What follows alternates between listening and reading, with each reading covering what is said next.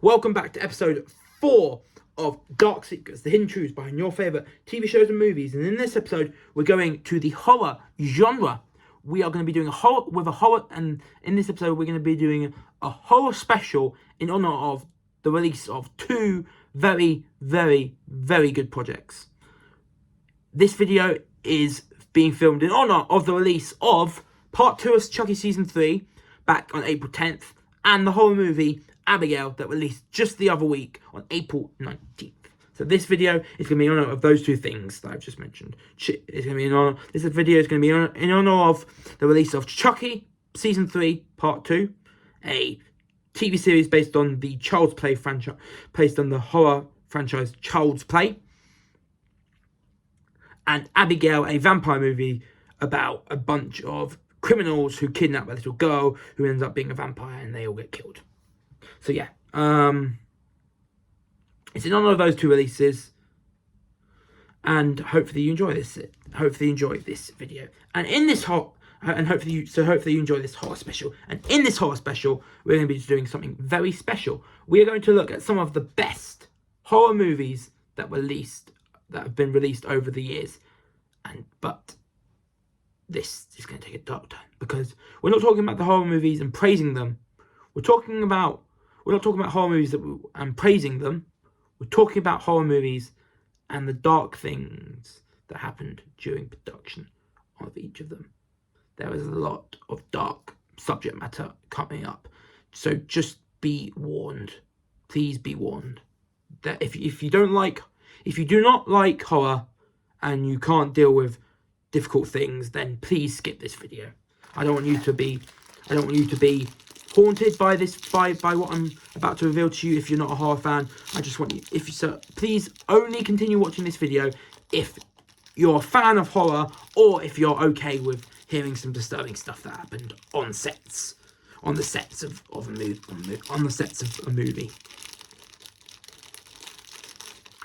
So let's start with the first film, and the first movie we are looking at is the horror classic from 1978, Poltergeist.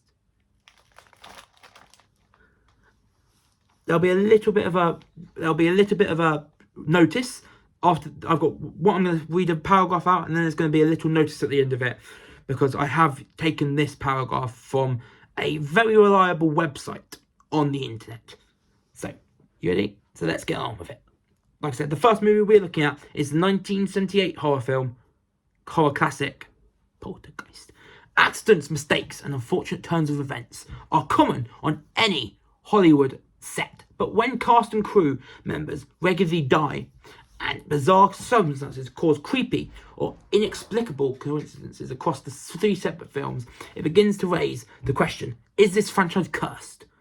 Such was the case with the original Poltergeist trilogy, a series of films well known for the ghoulish and macabre malfunctions and the questionable use of human remains. But were these films truly cursed?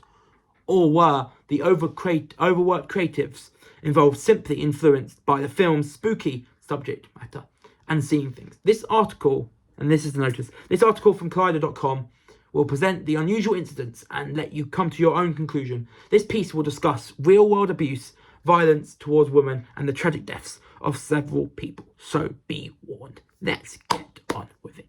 We're only going to be talking in the intro. I did mention the trilogy, the Poltergeist trilogy. We're only going to be talking about the first film, though. So, Poltergeist, the first Poltergeist, is a clever mix of Steven Spielberg storytelling and chilling special effects that proves to be an effective horror movie even by today's standards. But it might surprise you to learn that some of the film's supernatural content was similar to events in the real world. In order to give the film a more realistic take on haunted houses, Spielberg told the screenwriters Michael Griss and Mark Victor to speak with working psychics and ghost hunters for inspiration, a practice continued in the film's sequels, which may account for the prominent role of parapsychologist and spirit guides characters in the series.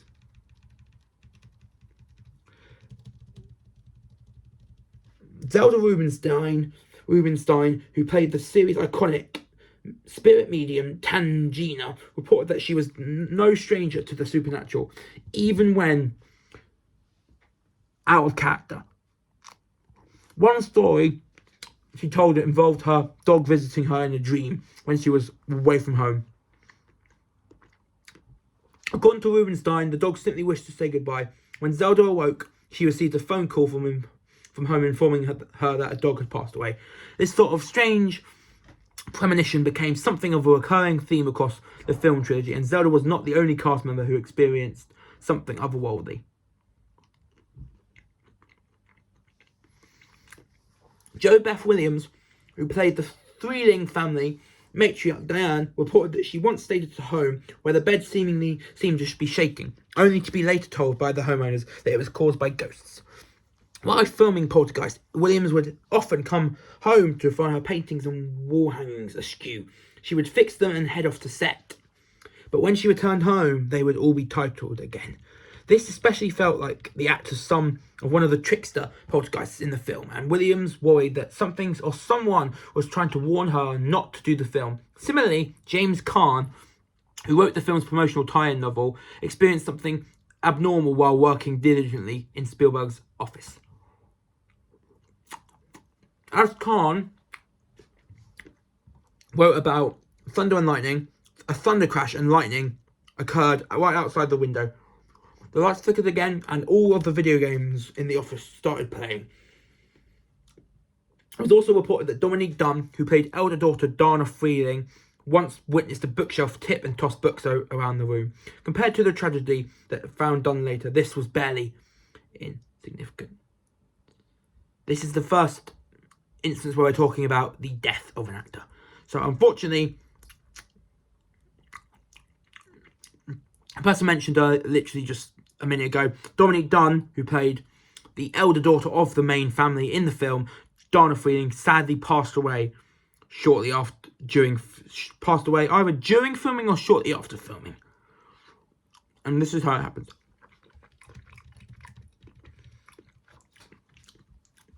Dunne's boyfriend, John Sweeney, was quick to anger and violence, reportedly not the sort of person friends or acquaintances wanted to agitate.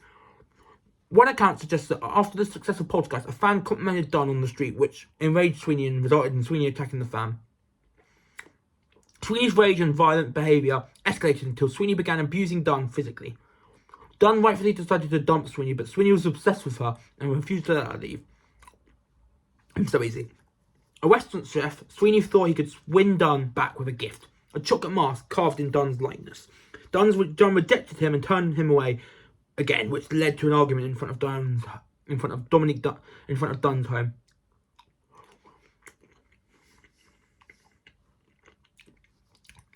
Dunne had been rehearsing lines with actor David Packer when Sweeney arrived, and fearful of violent confrontation, Packer opted to try to drown out the argument by loudly blaring the Poltergeist soundtrack. When he heard Dunne scream as though she had been attacked, he called a friend to warn him that if he died, it was Sweeney who committed the crime. Packer then called the police, who chastised him for failing to intervene. While Packer was inside, Sweeney grabbed Dunne by the throat, dragged her to the side of the house, and choked her until she was unconscious.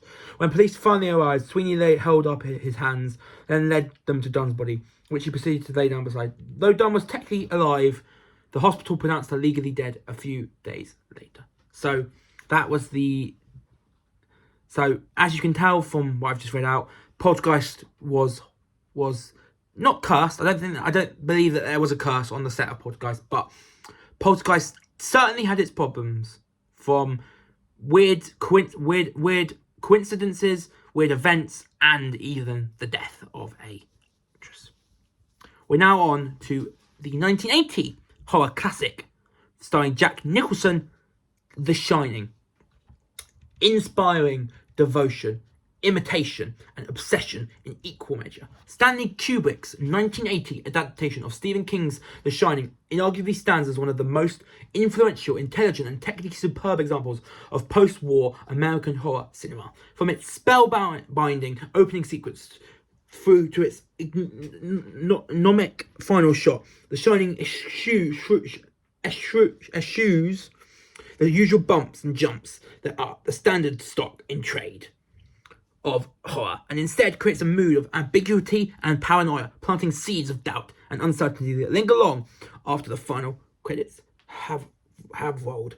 Much like Alfred Hitchcock's recently crowned masterpiece Vertigo, Kubrick's film did not find favour on its original release, with many in the wider critical community sniffly concluding that A City Ghost Story was beneath the talents of the director. This was reflected in The Shining becoming the only one of Kubrick's post-1960s films not to receive a single Oscar or Golden Globe nomination in any category. In fact, The Shining's most significant piece of contemporary recognition was to earn the filmmaker a nomination for Worst Director at the inaugural Golden Raspberry Awards in 1981. This was all a long way from Kubrick's stated intention when he launched himself into the project back in the late 70s. After the commercial and critical failure of his classic costume drama, Barry Lyndon, claiming his interest in making the movie, was fired by reading the galleys of the novel and his own fascination with the concept of ESP. Kubrick was also aware of the commercial advantages that horror offered. The mainstream success of films such as Rosemary's Baby, The Exorcist, which we'll get to later, and The Omen, which we'll also get to later, had shown the genre was what amenably to be a more grounded and personal style of filmmaking, when it was certainly no bad idea to hitch oneself to the rising star that was Stephen King. A confirmed admirer of Friedkin and Polanski's films, Kubrick was also heavily influenced by David Lynch's 1977 debut feature, Eraserhead, a brilliant sequel portrait of urban isolation and family dysfunction. Eraserhead's stunning use of sound and evocative camera moves made a big impression on Kubrick, and he screened Lynch's film for cast and crew to communicate the mood he was trying to achieve with The Shining. Key to establishing that mood was Kubrick and production designer Roy Walker's construction of the Overlook Hotel at the EMI Elstree Studios in Bournemouth.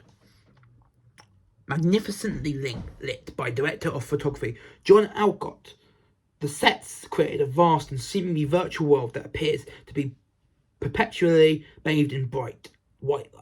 There are no dark concerns in corners in the hotel, no obvious place to hide, no traditional gothic horror tapings to fall back on. Also aiding this disquieting sense of space and size was the film's pioneering use of Steadicam, one of the first movies to use this new technique. The floating disembodied camera work was initially intended to only make up a small portion of the film, but its use grew considerably during the almost year-long production. In typical Kubrick fashion, the director worked closely with Steadicam inventor Garrett Brown, and together they came up with a new low-mode bracket for the camera, allowing Kubrick to shoot much closer to the floor than had previously been possible. Several of the film's signature sequences, including Danny's iconic race around the Overlook's corridors on his tricycle, ended up being filmed using this setup, as was typically on a Kubrick film. The shoot itself was arduous and fraught, with the director famously clashing with leading lady Shelley Duvall over her more improvisational approach to acting. The tension became so bad that Duvall fell ill for months during the production, and her hair began to fall out due to the stress of working with the director. Relations were similarly tense with star Jack Nicholson, who would also cross swords with the perfectionist director over his propensity for dozens of takes. Riling Nicholson further was Kubrick's habit of lighting scenes with the lead actors rather than stand-ins, requiring him to be on set for far longer than was necessary, while the constantly evolving script meant that the cast had little time to learn their lines. But Kubrick's issues with the creative patterns weren't just confined to his on-screen collaborators. The director's relationship with author Stephen King was famously tense, with Kubrick rejecting King's initial screenplay adaptation and replacing him on the project with novelist Diane Johnson. Perhaps the way of retaliation, King was famously dismissive of Kubrick's casting of Jack Nicholson, and as struggling writer Jack Torrance, instead favouring the casting of Richard Dreyfuss in the lead role. Very famous actor who we'll talk about more when we get to Jaws. The enmity continued long after the film's release, with King falling foul of the recused director in the late 1990s, when Kubrick refused permission for King's own less than successful TV remake of The Shining to be released on home video. With production finally wrapping on The Shining in April 1979, Kubrick then set to work with editor Ray Lovejoy on shaping the film for its US release for the following summer. setting on a 146-minute cut of the film.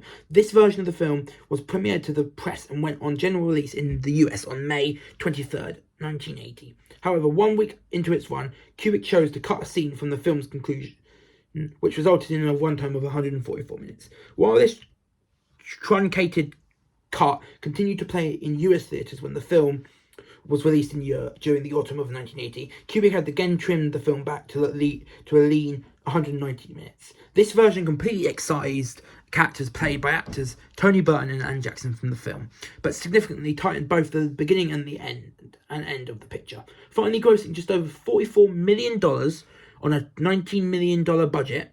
The Shining was a moderate commercial success during its theatrical run, but was overall seen as a disappointment by audiences and critics alike. However, much like the previously mentioned Vertigo, The Shining's influence and reputation grew with the advent of home video, and since the 1990s has been rightly reappraised as a genre classic. In 2002, critics Jonathan Romney and Kim Newman both placed the film in their BFI top 10 list of all time, while in 2006 Roger Ebert placed it in his series of great movies reviews. No less an authority than Martin Scorsese has named The Shining as one of his 11 scariest films of all time, while David Lynch himself has frequently cited it as one of his personal favourites. But in its broader popular culture, where The Shining has made the biggest impact, with the strangled repetition of Redder and Jack Nicholson's "Here's Johnny" routine being parodied, homaged, and sampled by all comers. Its influence on other filmmakers has also been immense, with Lynch's Twin Peaks, Ben Wheatley's Kill List, and Paul Thomas Anderson's recent at the time, There Will Be Blood, and The Master, all owing a huge debt to the tonal and moody brilliance of Kubrick's work on The Shining. At the time, perhaps the most high-profile devotee of the film was Toy Story 3 director Lee Unkrich, who, a seemingly unlikely candidate, Unkrich has been an obsessive fan of The Shining for many years, even going so far as to launching his own brilliantly detailed fan site, The Overlook Hotel. Between The Shining's release in 1980 and his death in 1999, Kubrick only completed 2 more features: the interesting and intermittently breathtaking duopoly of Full Metal Jacket and Eyes Wide Shut. However, despite the undoubted merits of those 2 films, it's The Shining that stands as the last great film of Kubrick's career. Now rightly heralded as a masterpiece, this belated re-release offers fans of the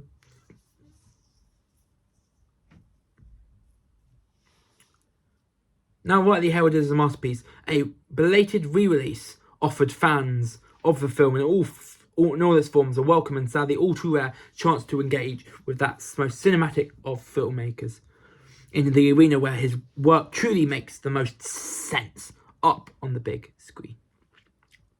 So that is, as you can tell from Shining, this was more of a direct problem.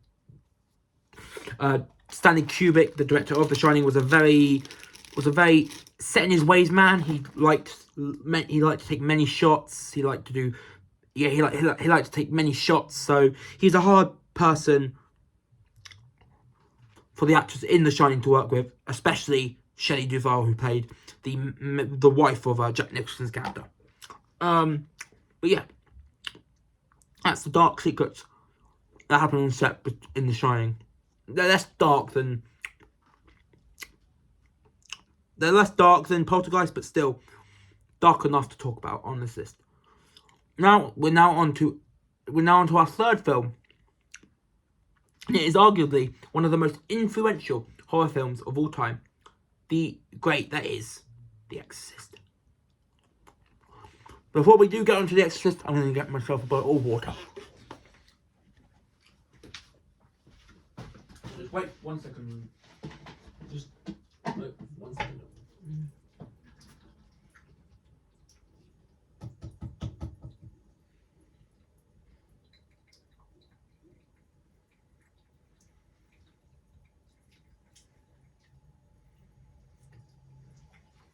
Okay.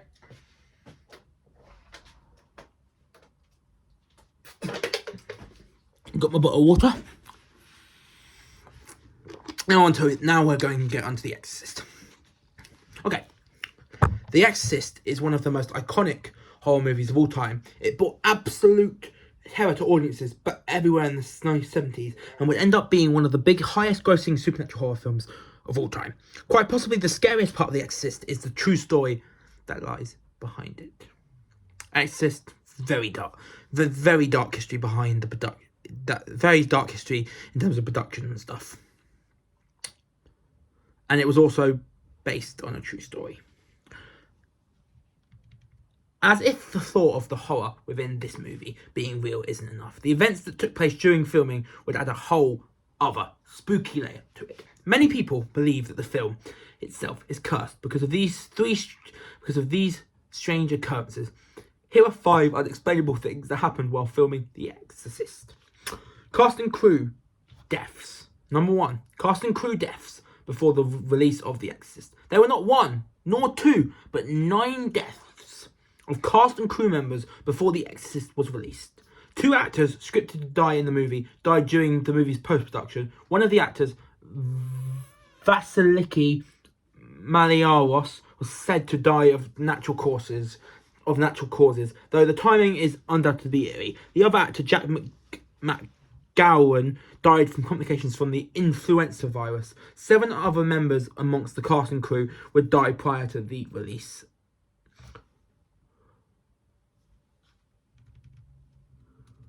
Not only that, many of the cast and crew, including Linda Blair, the main character who played the possessed character and arguably main character of the film, Regan, lost family members during this time. The son of Jason Miller, who played one of the ghosts, who played one of the priests in the film, nearly died after a motorcycle accident during the time of filming. Another noteworthy occurrence was with Paul Bateson, who played a nurse. Bateson killed a reporter before the release of the movie, although he confessed he couldn't give the police a motive for what caused him to do it. Number 2, an unexplainable fire. William Friedkin, one of the directors, received a phone call alerting him to a fire that had happened on set. A pigeon flew directly into a circuit box in the set of the McNeil's house to start an almost completely destructive fire. While a fire on the set of an exorcism film would be eerie enough, it was the area not affected by the fire that adds to the creepiness. The only place the fire seemed to avoid was Regan's room, the room of the possessed little girl. 3. The bedroom is where most of the action took place. Regan's room is where the exorcism's head spinning and other demonic horror occurred. In fact, the fire started during one of the exorcism scenes. According to Friedkin, because of this accident, there was a 6-week delay in production. Understandably, spooked after this, a priest would be brought in to pray over the set. 4. Ellen Burstyn and others suffered injuries on set of The Exorcist. While shooting one of the scenes in the film, Ellen Burstyn, who played Regan's mum, got severely injured due to random malfunctioning of her harness. In The Exorcist, like I said, Burstyn played the mother of the possessed little girl, Regan. In one scene, Regan, played by Linda Blair, pushes Burstyn to the floor and a harness would pull her back. The harness malfunctioned and pulled her too quickly, causing Burstyn to land on her tailbone. The intense impact on her coccyx would result in a permanent spinal injury. Her scream during the scene in the film is real, caused by the pain. While working on the set, a carpenter lost his finger and a light tech lost a toe in set accidents. Additionally, after the release of The Exorcist, a member of the audience passed out in the theatre and broke his jaw.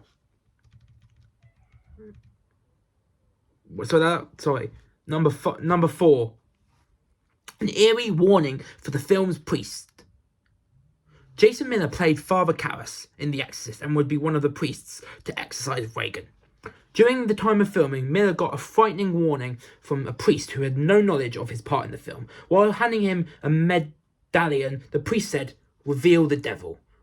For the trickster that he is, he will seek retribution against you, or he will even try to stop what you are trying to do to unmask him."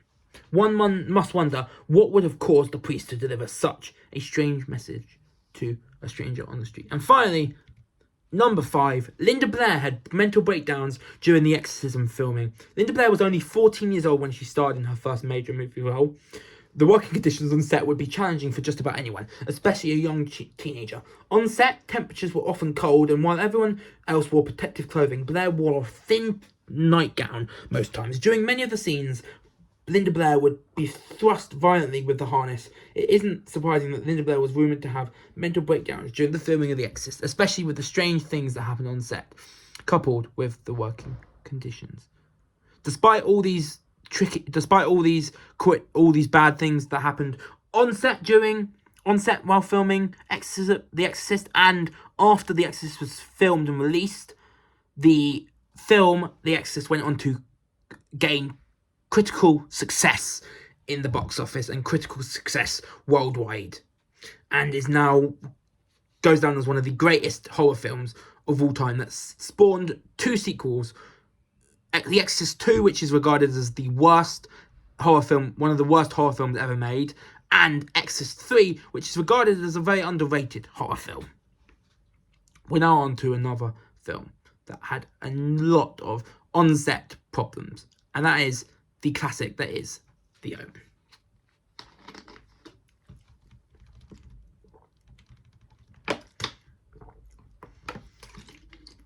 The Omen curse began in September 1975. Lead actor Gregory Peck was flying to London, and during the flight, lightning struck the plane.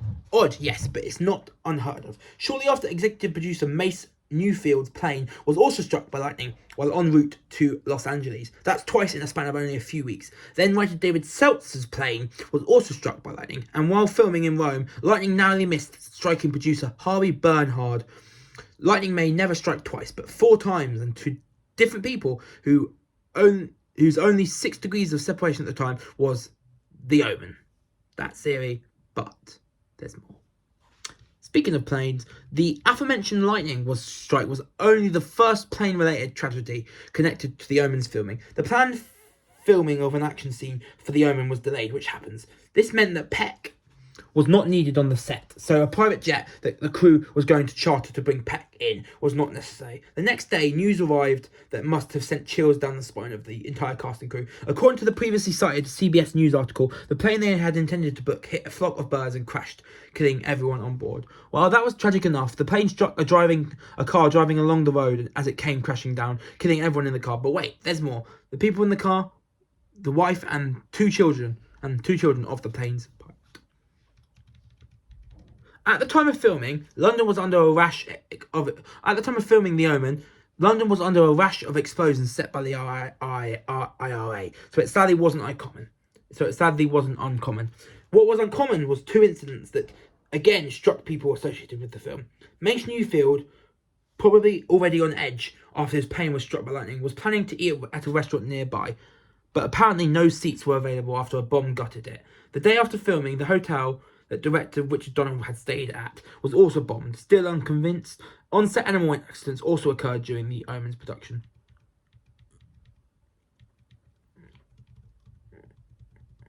What if you were told that puppies, monkeys, and a kitty got drawn into the curse? No, cute little animals couldn't possibly be involved. Now, what if you were told the truth and it was Rottweilers, baboons, and a lion? Rottweilers that were used to portray the hellhounds would often turn and attack their trainers, and seriously injured stuntman Terry Walsh despite his preparations. A scene in the movie where Kathy Thorne, played by Lee Remick, and Damien, the main villain, the main antagonist, played by Harvey Spencer Stevens, drive through a safari park and are attacked by baboons, is made horrifically vivid by Remick's terrified reaction. Great acting? Nope.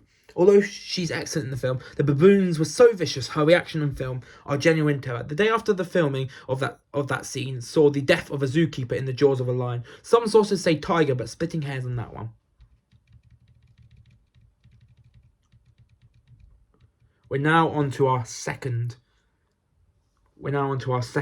death of this video, and this one is even more darker than the first one. Liz Moore's tragic death mirrors part of The Omen's plot.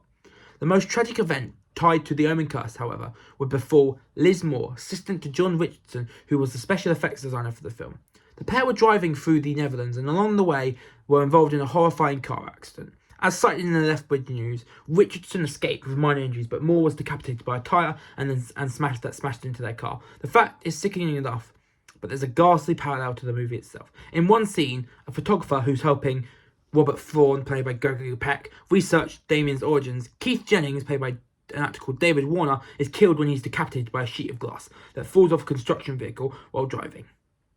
However, this is where this death gets super creepy. The accident occurred on August 13th, 1976. More specifically, Friday, August 13th, 1976. Also more specific, Friday the 13th. And if you're a horror fan, you know what Friday the 13th is. You know and if you're a horror fan, you've heard of the film Friday the 13th. However, this accident occurred by a road sign that indicated it was 66.6 kilometers away from the town of Omen, which is Omen with an extra M. Creepy. However, accidents did still plague the Omen. Additional incidents in the 21st century would suggest that the curse of the Omen still has some bite. In 2005, while filming a documentary about this curse, producer Alan Tyler confessed that 2 different camera crews in 2 different locations had the exact same technical difficulties with the footage they filmed. In 2006, the remake of the film experienced 2 separate incidents. The first befell actor Pete Postlethwaite's brother, who died unexpectedly after allegedly being dealt 3 sixes in a game of poker. The second incident saw footage of the scene where actor Liev Schreiber finds the devil's birthmark on Damien, Seamus Davy Fitzpatrick. Some 13,500 feet of film got inexplicably destroyed while being processed. So that is the dark history behind the production of the Omen. We're going to go on to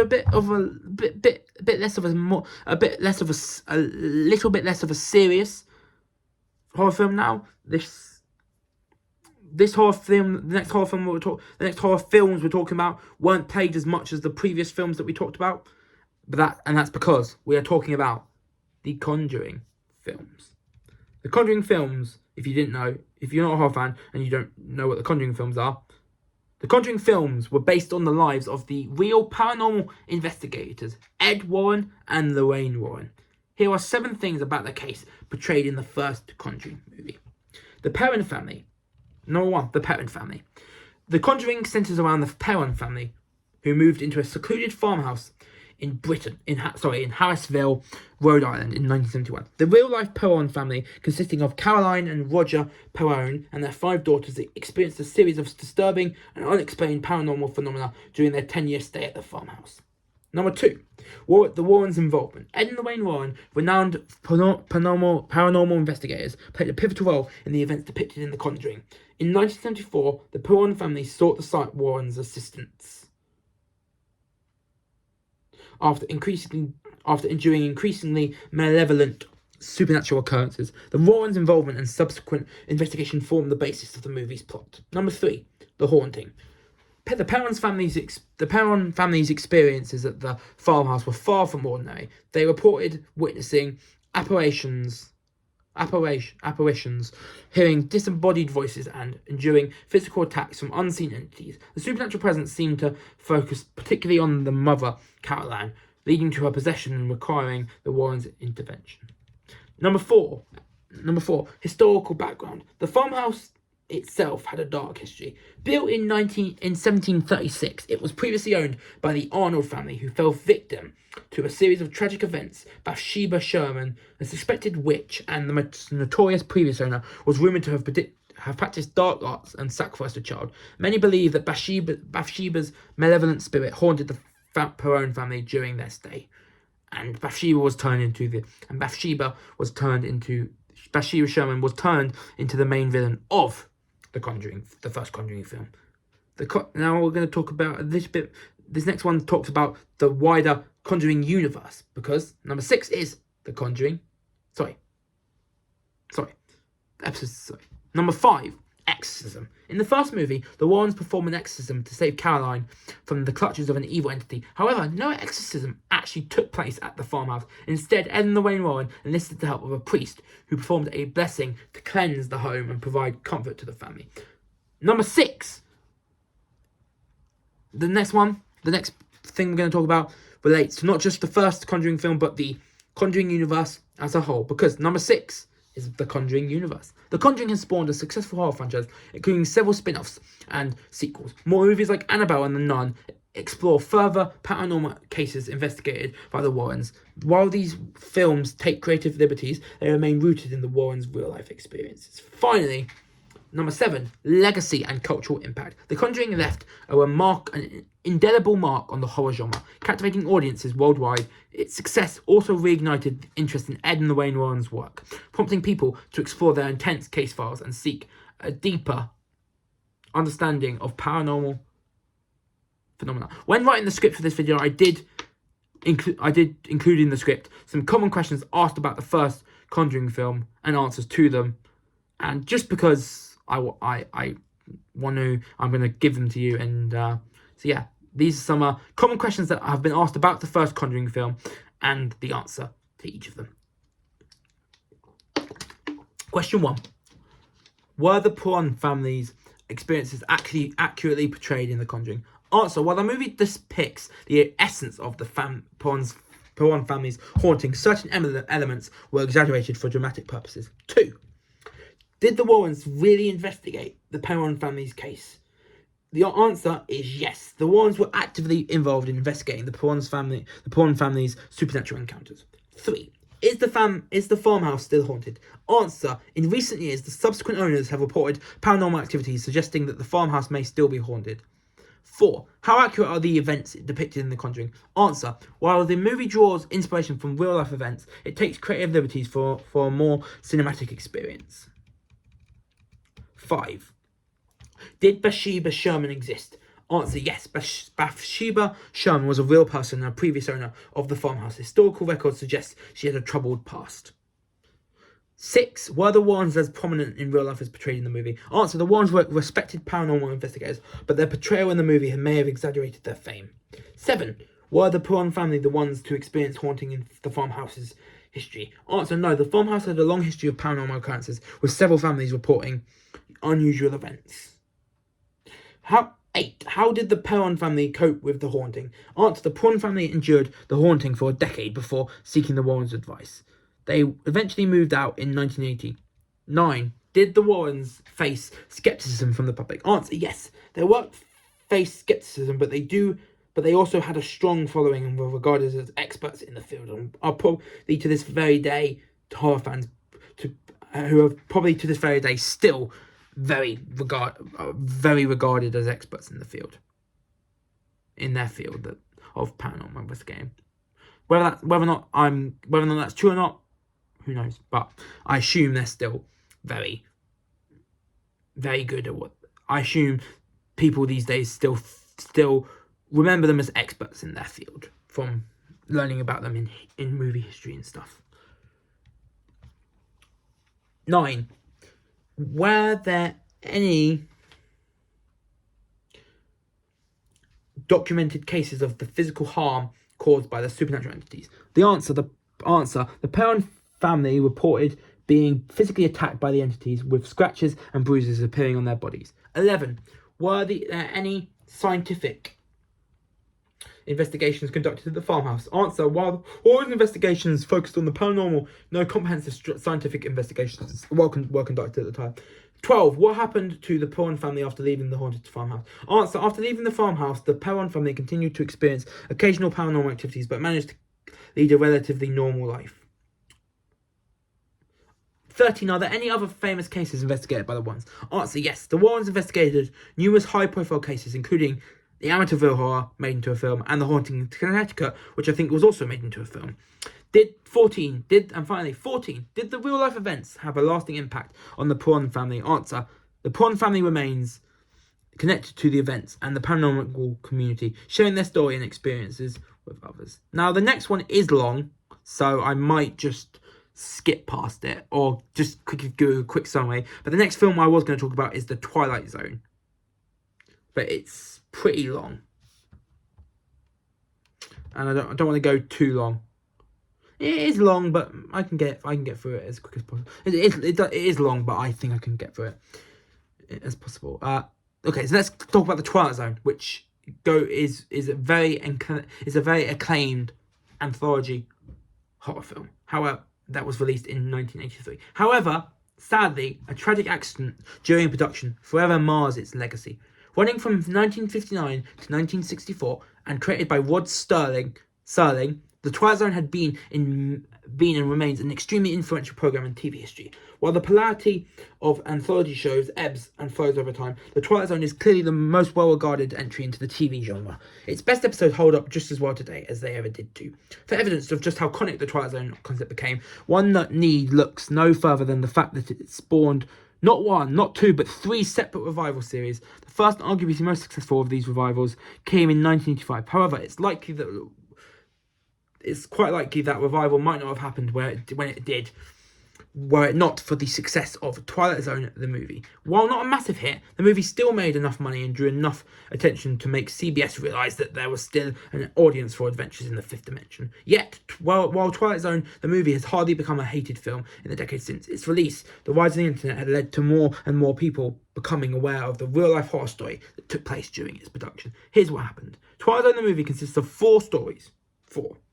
Plus a prologue featuring Dan Aykroyd, everyone's famous, one of the main 4 in Ghostbusters. Was in this year's Ghostbusters Frozen Empire, and was very good in it, in my opinion. And Albert Brooks. The film's most famous story is probably its remake of Nightmare at 2,000 Feet, starring John Lithgow, very famous. But its first story is Time Out, starring Vic Morrow.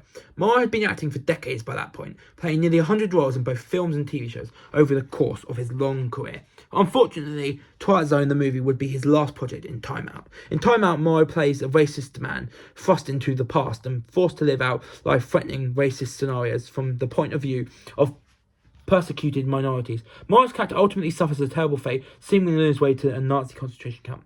However, Time Out was not meant to end this way. Instead, Morrow's character was written to rescue 2 Vietnamese children, played by Micah Din Lee and Renee Shin Yi Chen, from an attacking US helicopter in the middle of the Vietnam War, redeeming himself and changing his ways. But during the filming of this scene, the helicopter was flying with what the National Transportation Safety Board later determined was too close to the set, and the force and blinding flash of the explosion effects used proved too much for the pilot and the aircraft itself, leading to it spinning out of control and landing directly on top of Morrow, Lee and Chen. All 3 were killed instantly. Director of the Time Out segment, John Landis, was one of 4 crew members tried and ultimately acquitted of manslaughter because of the tragic incident. Although that didn't stop multiple further civil lawsuits from happening, it would turn out later that Landis had been illegally paying Lee and Chen under the table to circumvent child labor laws in California. Several other people on set when the accident happened have said that Landis urged the helicopter to be brought in lower and lower, despite warnings it might be unsafe. However, it's important to note that Landis has never been ruled legally responsible for the accident. It did lead to the end of his friendship with Steven Spielberg, everyone very well famous director who produced Twilight Zone, the movie, alongside Landis, and directed the segment Kick the Can. Additionally, the tragedy led to newly expanded safety rules being implemented relating to the use of aircraft on movie sets. And there's been some instances of tragic events involving aircraft, but it's come over the last few years. It's come less common. So as you can tell from the Twilight Zone, Twilight Zone the movie, it goes down as one of the best movies. It's considered, so some people, one of the best movies of all time. But its legacy as a movie will always be marred by this one fateful accident that you've just found out about.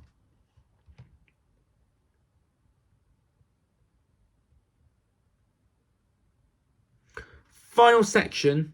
We've got 2 more films, but this next one's really long. The next film we are talking about is the iconic shark film, simply titled Jaws. But what I've found out about this film and stuff that happened behind the set is long. It's many paragraphs, and I don't feel like reading too much.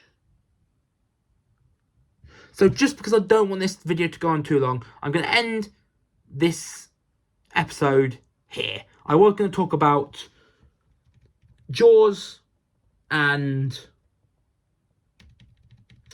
Texas Chainsaw Massacre, but I think just to end this video, I think both the Jaws paragraph, the Jaws section, and the Texas Chainsaw Massacre section joint together are too long. So I'm just going to talk about the main talking points. So for Jaws, I was going to talk about a few incidents that happened before filming and during filming. So the first thing to mention for Jaws began production without a finished screenplay.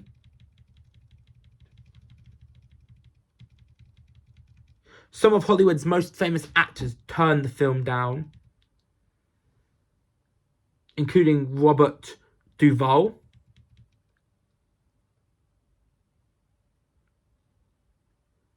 and Jon Voight as well. And the guy who played Hopper, originally turned the role down, but then accepted the role not so long after rejecting the role, turning the role. So yeah, both Richard Dreyfuss, who played Hopper, and Robert Shaw, who played Quint in the film, both originally turned down their roles but eventually came around and changed their minds and decided to play both Hopper and Quint respectively. And I think they made the right call, despite their difficult relationship on set. The mechanical shark they used for the film would occasionally malfunction as well. And like I said, Robert Shaw, who played Quint, did not like Richard Dreyfuss, who played Hooper in the film. The production went over budget and over schedule.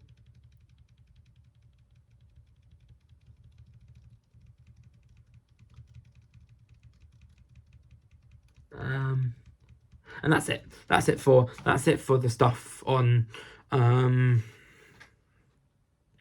That's it for the stuff on Jaws. I would have gone a bit deeper, but there's a lot of information and there's too much to unwrap for you guys to unravel. However, Texas Chainsaw Massacre does have a little bit less, so I think I might do the whole of the Texas Chainsaw Massacre section, because I'm happy to read this one out. I'm happy to do the final one fully. Okay. Last but certainly not least, the Texas Chainsaw Massacre.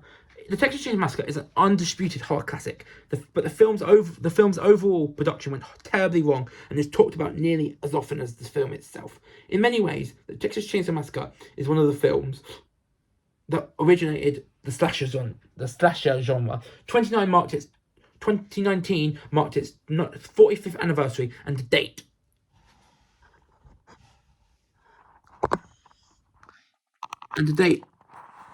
Leatherface remains one of horror's most iconic villains. There may have been many sequels to the original film, a remake and an origin story. There was news of a reboot that was being produced by Fede Alvarez, who directed the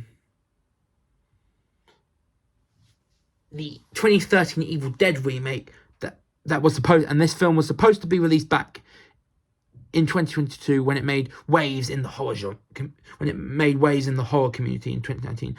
But especially with the success of other major franchises such as Halloween, seeing a resurgence in the modern horror space after receiving this retcon and reboot treatment. And as you can probably tell, it didn't end up happening. Despite the film's undisputed success, director Tobe Hooper has had his work cut out for him with the numerous catastrophic events that tied the film up during and after the Texas Chainsaw Massacre. The Texas Chainsaw Massacres barely got along. While lots of movies and television shows seem to have a cast members who get along, this was not the case with Texas Chainsaw Massacre. One instance of this infighting involved Paul A. Partain, who played final girl Sally's wheelchair-bound brother, Franklin. Due to Partain's relative inexperience with acting, he decided on a method approach and stayed in character between scenes. As many fans of the film know, he is the most annoying character in the film, and this obnoxious persona didn't win him any friends behind the scenes. Gunnar Hansen, who effortlessly played Leatherface in the film, was also ostracized. While it might have been good for the integrity of the film, most of the cast members decided not to speak to Hansen or even be around him outside of shooting until they had finished their scenes and were dead. However, even once they were open to being friendly, Hansen's body odor was offensive to cast and crew. It wasn't entirely his fault, since he had to spend many days shooting in a sweltering costume in extreme heat, but people tended to leave him alone, particularly during meal times. Shooting the Texas Chainsaw Massacre was brutal. Shot during a sweltering Texas summer, which if you live from Texas, which if you live from Texas, you know how hard Texas summer is. The Texas Chainsaw Massacre cast and crew had to endure temperatures of up to 115 degrees. Many people were crammed into tiny spaces at once with no air conditioning. Some sets were dressed in rotting meat, which caused many actors and crew members to get violently ill. Marilyn Burns, who played main character and final girl Sally Hardesty, stated she cut her finger during the scene where Sally feeds her blood to Grandpa. The dinner scene was shot in a single day, totaling 27 hours from start to finish, because John Dugan, who played Grandpa, who was very young at the time, didn't want to go through the extensive process of a second makeup application. That scene's intensity was heightened by the sleep deprivation and illness. Since the cast were cramped, hot, smelly space and went stir crazy, Gunnar Hansen was behind the cut Burns endured. He ripped the safety tip off the pot knife to speed things along when the blood tube kept clogging. Hooper didn't get a PG rating, and the cast got little pay. Looking back at the Texas Chainsaw Massacre, it's hardly gory or bloody at all. Tobe Hooper initially wanted the film to be able to obtain a PG rating so audience accessibility wouldn't be limited. Back in 1974, there was no PG-13 rating. After asking the MPAA what he could do to meet his goal, Hooper followed their instructions by limiting the amount of on-screen blood. The film's intensity was what caused it to be rated R, penalising Hooper for content over violence. So Hooper joked about the film's notable lack of blood for years following the film's release. The Texas Chainsaw Massacre had a budget of $140,000, so many of the cast members decided to take shares in the film instead of a salary. These shares were part of Vortex, which was Hooper and Henkel's production company, but Vortex only owned half of the film. Even worse, the film's distribution company ended up reporting much lower sales numbers than were factual, which led to a lawsuit and even lesser pay. Gunnar Hansen said his first paycheck was just over $40. That is it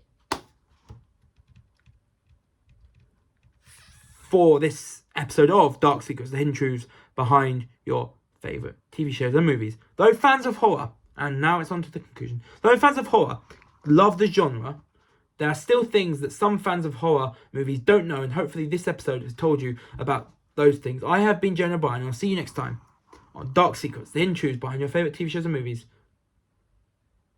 And in the next episode, we're going to be talking about two people very close to my heart. Disney Channel star and Jessie and Descendants star Cameron Boyce, who passed away in 2019, and the former Black Panther actor Chadwick Boseman, who sadly passed away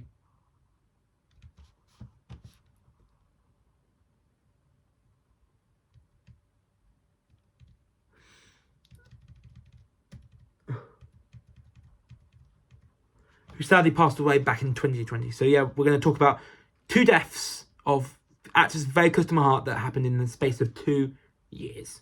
But until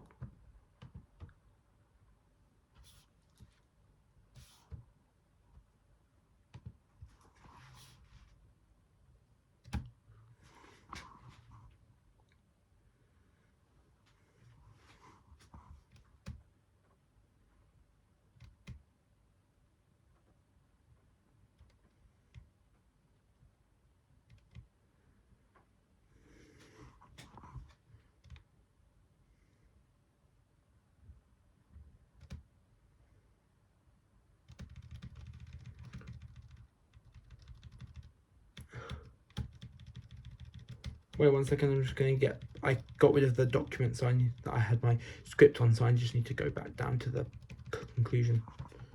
And I'm just going to make it quicker by going down like this. But like I said, next episode, it will be titled Cameron Boyce and Chadwick Boseman. Please subscribe to the channel and click the notification bell. Catch up with all my latest videos. But until the episode on Cameron Boyce and Chadwick Boseman, I am out for now. Peace.